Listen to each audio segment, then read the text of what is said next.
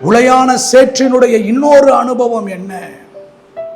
ஒரு காலை வைத்து இன்னொரு காலை எடுக்கும் பொழுது வைக்கப்பட்ட கால் இன்னும் கீழே இழுத்து கொண்டிருக்கும்.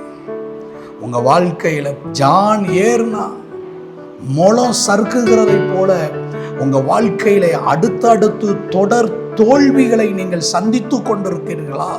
நீங்கள் கடந்த நாட்களில் இருந்த நிலைமையை பார்க்கிலும் இந்த நாட்கள் இருக்கிற நிலைமை இன்னும் மோசமான ஒரு நிலையாக உங்க வாழ்க்கையில இருக்கிறதா?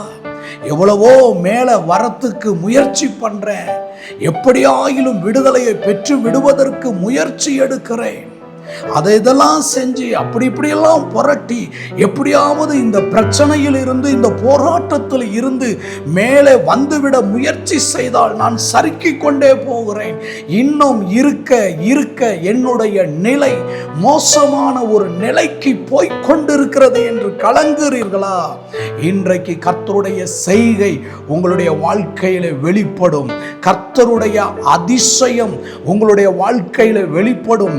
கர்த்தருடைய நன்மையும் கர்த்தருடைய விடுதலையும் உங்களுடைய தனிப்பட்ட வாழ்க்கையில வெளிப்படும்.